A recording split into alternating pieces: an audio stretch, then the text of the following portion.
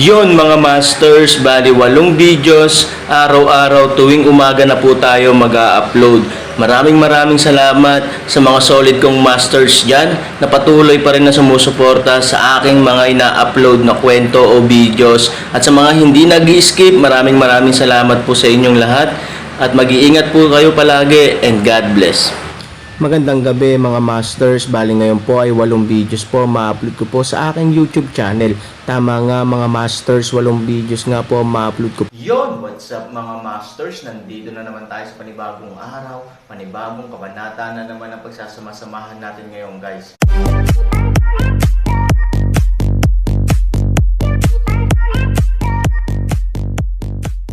Bali mga masters, kung bago ka pa lang po sa aking YouTube channel, please click the subscribe button, lalong-lalo na po yung notification bell guys, para maging connected pa rin tayo sa isa't isa at maging updated kayo sa mga susunod ko pang video.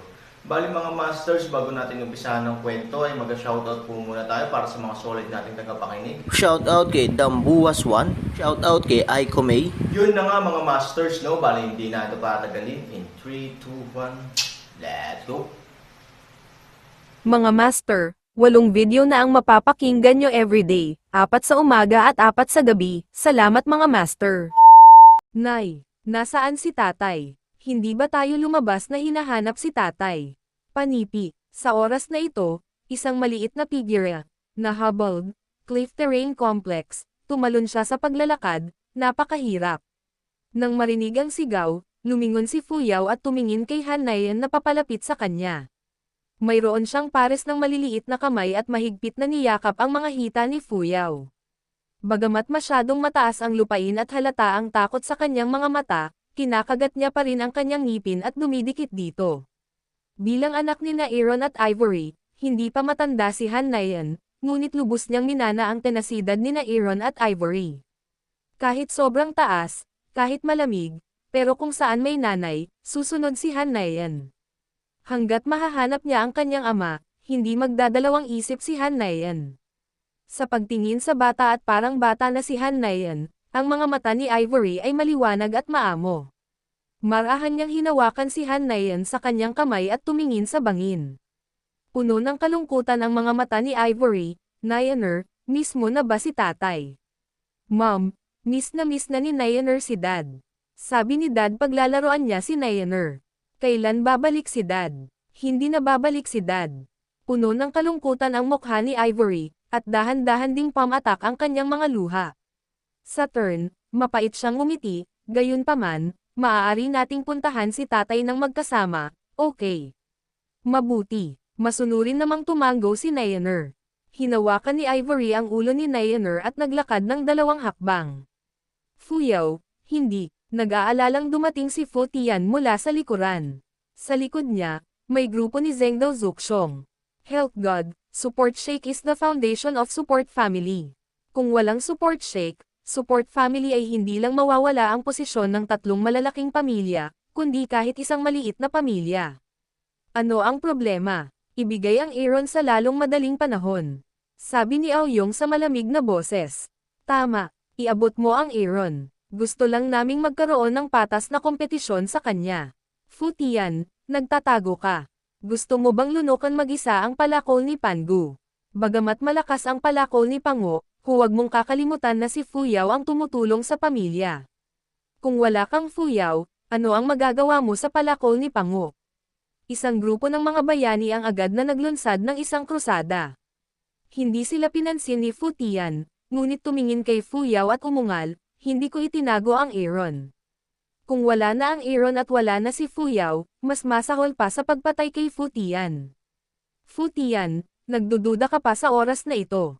Sino ang hindi nakakaalam sa ambisyon mong tulungan si Tian? Gusto mong makuha si Pangu Palakol at alagaan ang tunay na Diyos. Ang layunin ay tulungan ang iyong pamilya at pag-isahin ang mundo. Tama ba ako? Sabi ni Ao Yungleng. Ang mga salitang ito, biglang lumuwa ang mga mata ni Luro Aksuan sa pakiramdam ng pumatay. Dahil dito biglang nagsanib kamay ang tuktok ng bughaw na bundok at dagat ng Yongsheng para i-pressure si Fujiya na lumahok sa martial arts competition. Hindi nagtagal pagkatapos umalis si Fujiya. Ang 2 pamilya ay sama-samang sumalakay kay Fujiya at banihag sina Fuyaw at Hanayan. Kung tungkol sa tuktok ng asol na bundok at ang walang kamatayang lugar ng dagat, hindi nila pinapayagan ang pamilya na lumaki ng labis at maging lampas sa kanila. Kaya naman, magtutulungan sila kung kinakailangan. Walang-walang hanggang kaibigan o kaaway sa tatlong pamilya, tanging mga interes lamang. Hindi ko ginawa, talagang hindi ko ginawa. Galit na galit si Fu Tian. Sa oras na ito, naranasan niya ang pakiramdam ng mali sa unang pagkakataon sa kanyang buhay. Well, kung nahulog talaga sa bangin ang Aaron, nabalitaan ko na ang iyong mag-asawa ay labis na nagmamahalan.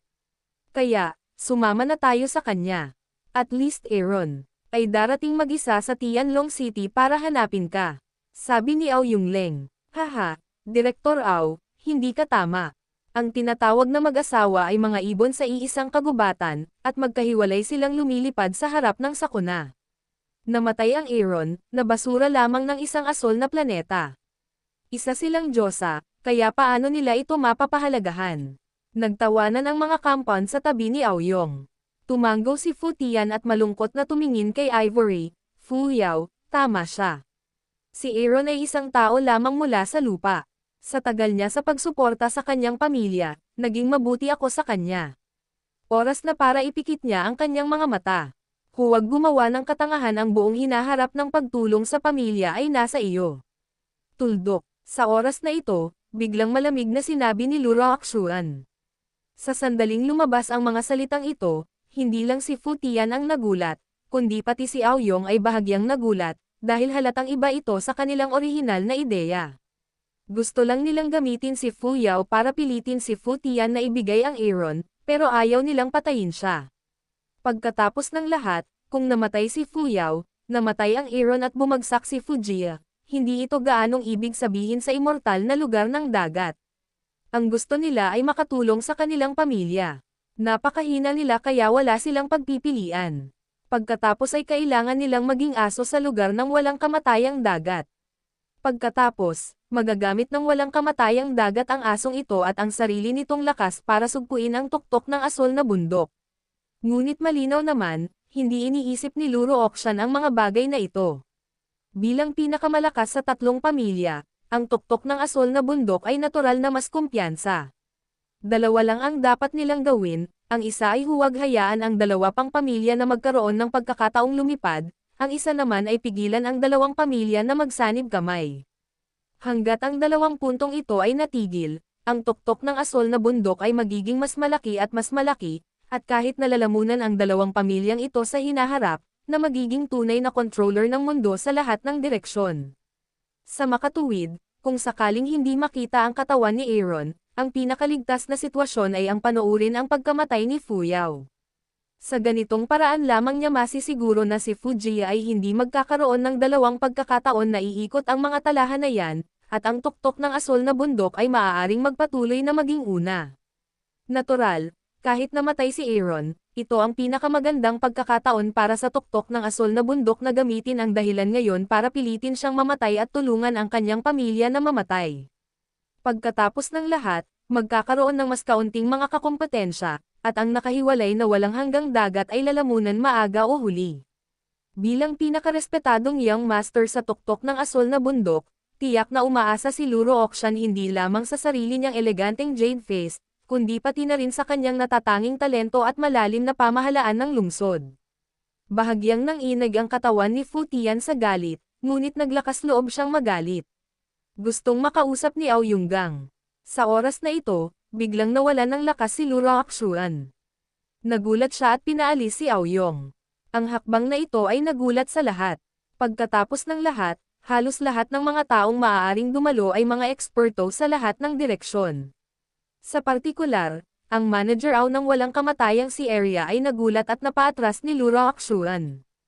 Anong uri ng kakilakilabot na paglilinang ito, kwalipikado ka bang magsalita bilang isang alipin dito? Malamig na umiinom si Luro Okshan, ikaw, Fu Yao, alang-alang sa pagiging isang Diyosa, ibibigay ko sa iyo ang huling dignidad. Huwag mo akong pilitin na gawin ito. Malamig na sigaw ni Luro Akshuan. Isang malamig na ngiti ang ibinigay ni Fu Yao, hindi ako natatakot sa kamatayan. Sa tingin mo ba matatakot ako sa iyong banta? Nainer, Ipikit mo ang iyong mga mata. Ihahatid ka ni nanay kay tatay. With that, humakbang siya pasulong. Fu Yao, hindi, nagmamadaling sigaw ni Fu Tian.